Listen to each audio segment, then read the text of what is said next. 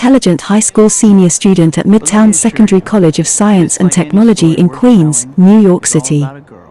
His parents are dead and he lives with his Uncle Benjamin Parker and Aunt Maya Bell Parker. He has a crush on his next-door neighbor, Marion Mary Jane Watson, who is also one of the few classmates who is nice to him. Her boyfriend, a sports player, and the school bully, Eugene Flash Thompson, and his buddies bully and pick on him. Peter's only friend is Harold Theophilus Harry Osborne, who, though rich and good-looking, is similarly an outcast. Harry, however, is somewhat jealous of the affection his father, Professor Norman Osborne, shows Peter. Norman, the founder, owner, and head of weapons contractor Oscorp, appreciates Peter's scientific aptitude and can barely conceal his desire that Peter was his own son. Peter's science class takes a field trip excursion to a genetic science laboratory at Columbia University. The lab works on spiders and has even managed to create new species of super spiders through genetic DNA manipulation and combination. While Peter is taking photographs of Mary Jane for the school newspaper, one of these new genetically altered spiders escapes without anyone noticing, lands on his hand and hungrily bites him. Peter comes home feeling ill and immediately goes to bed. At the genetic level, the venom injected by the spider bite begins to work strange magic on Peter. Meanwhile, General Slocum visits Oscorp to see the results of their new super soldier formula. When one of Norman's top scientists, Professor Strom, warns him the formula is unstable, General Slocum threatens to pull all of the military's funding from Oscorp. Later that night, Norman exposes himself to the gas formula. He gains superhuman strength and agility but is driven insane. He kills Strom and steals two other Oscorp inventions, a green goblin-shaped armored exoskeleton flight suit and bat-shaped jet glider. Peter wakes up the next morning feeling better than ever. He also learns his scrawny physique now ripples with muscles and his eyesight is perfect. At school that day, he learns he can shoot webs out of spinnerets in his wrists. He demonstrates his own new agility by catching Mary Jane and her food tray when she slips at lunch and then beating an enraged Flash in a fist fight. That night, he and Mary Jane casually flirt across the fence separating their backyards, although Flash breaks this up when he arrives with his new car. Peter believes he needs a car to impress Mary Jane but knows neither he nor the cash-strapped and retired Ben and May would be able to afford one. One night he spies an advertisement in the paper. A local professional wrestling league will pay $3,000 to anyone who can survive 3 minutes in the ring with their wrestling champion, Bonesaw McGraw. Peter designs a suit and heads out to the arena, telling Ben and May he is going to the library. Ben and May are worried about the changes in Peter's personality and Ben insists on driving him to the library. He tries to explain his and May's concerns. He encourages Peter not to get into any more fights. He might have the power to beat the Flash Thompsons of the world, but with great power comes great responsibility, the responsibility to know when and how best to use that power. Peter reacts badly. He tells Ben he is not Peter's father and should not act like he is. Peter not only survives the wrestling match, but he also defeats Bonesaw in 2 minutes. But the promoter pays Peter only $100. Angry at being gypped, Peter stands aside as an armed robber named Dennis Carradine steals all the cash and holds up the promoter, escaping through an elevator. However, when he gets out to the street, he discovers horrified that Dennis the criminal fatally wounded Ben with a gun and stole his car.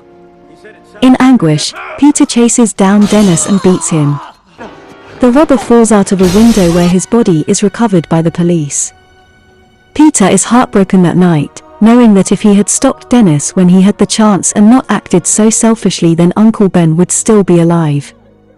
That same night, a menacing figure wearing the stolen Oscorp exoskeleton and riding the jet glider attacks a weapons test at Quest Aerospace, Oscorp's chief competitor. Their prototype is destroyed and General Slocum is killed. Peter is inspired by Ben's admonition to use his newly found spider-like superpowers for the greater good. He designs a new red and blue skin-tight costume complete with spiderweb pattern and spider symbols and swings around New York, foiling petty robberies and muggings as the Amazing Spider-Man, a name he borrows from the announcer at the wrestling match. This does not endear him to Mr.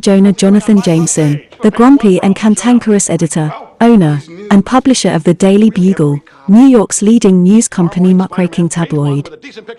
However, when he learns Spider-Man sells newspapers, he puts out a call to photographers for better photos for his front page. Peter, Harry, and Mary Jane graduate from high school and move to Manhattan. Peter and Harry get a loft together and attend classes at Empire State.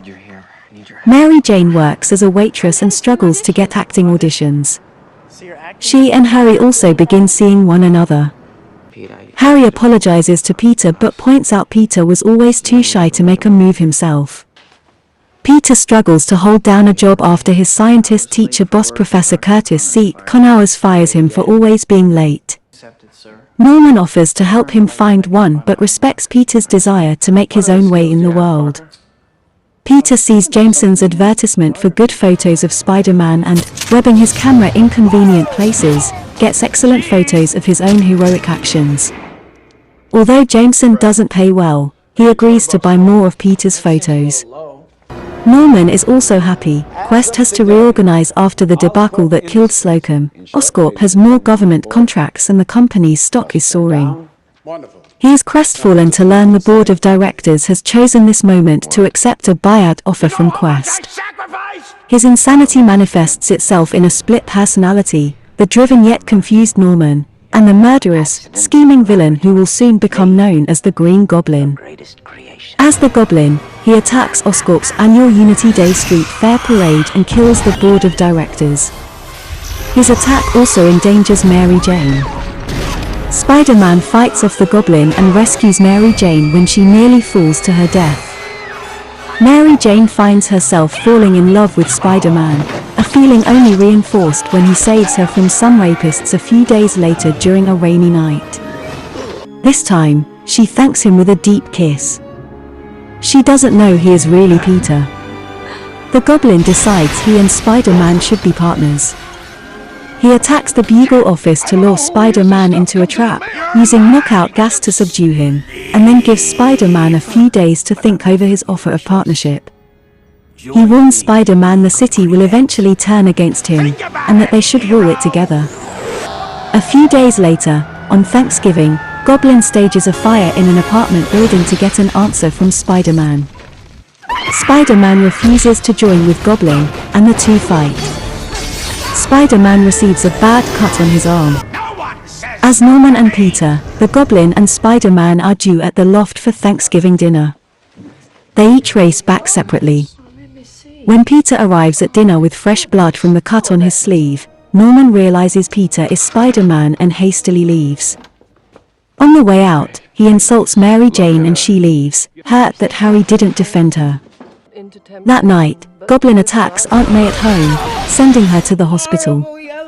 While visiting her, Mary Jane reveals her crush on Spider-Man to Peter but they wind up having an intimate moment themselves. Harry sees this and knows his relationship with Mary Jane is over.